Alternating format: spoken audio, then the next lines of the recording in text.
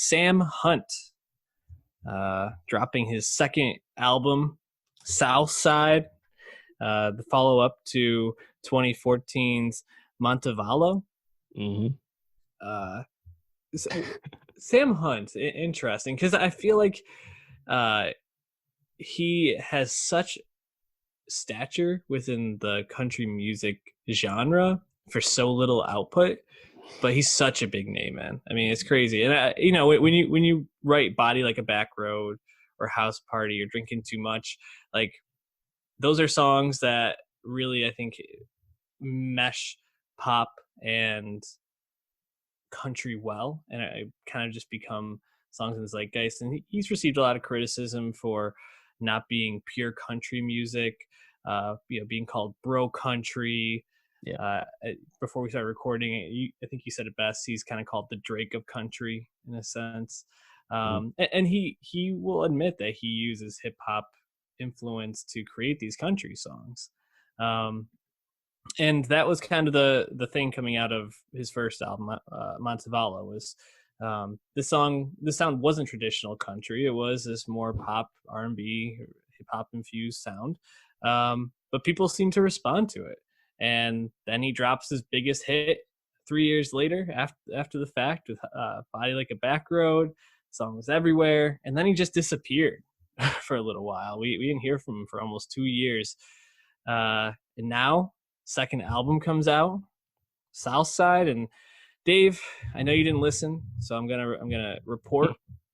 Album's pretty much what you'd expect. Actually, maybe the way he subverts expectation is it's not as progressive in terms of infusing those different genres into country. It does take a bit of a step back to more traditional country sound, but there's still like hip hop flourishes without.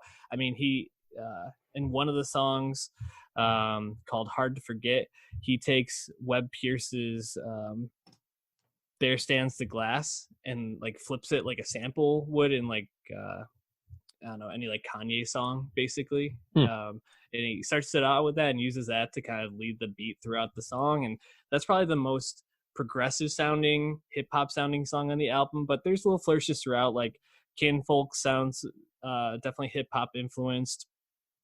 Drinking Too Much, as I'm sure you've heard, sounds just like a Drake track.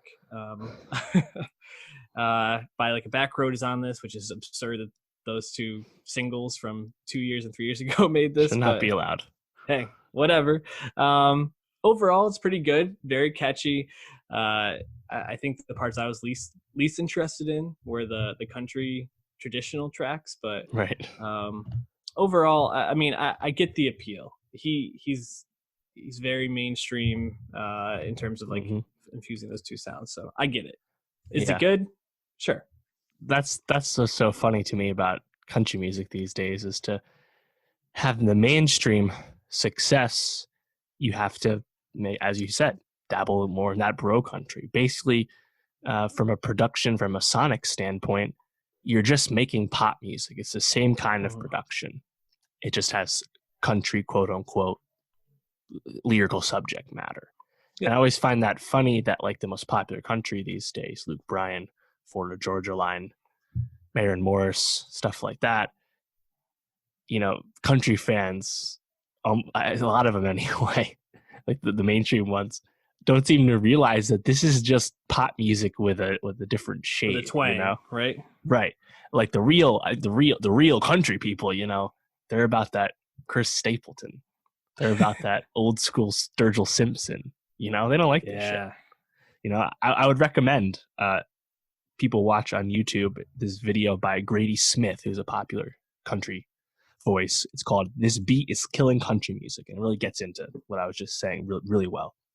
So yeah, the fact that Sam Smith wouldn't suddenly find true country roots doesn't surprise me at all. It's just the name of the game. Even people that have made really good country music have done this too, like a Jason Aldean. You know, it's just the way it goes. So that's interesting. The fact that this is his first album in like 5.5 years almost is just really strange to me, because as you said, he's been very popular and he's toured pretty regularly, and heck, he's been even in the tabloids a little bit, like via DWI recently, but like he's been popular, and why it take this long? It's almost, I don't know. Maybe there's not a whole lot of artistry to him, or it's not as much as people think. I don't know. I'm just a casual observer of it all.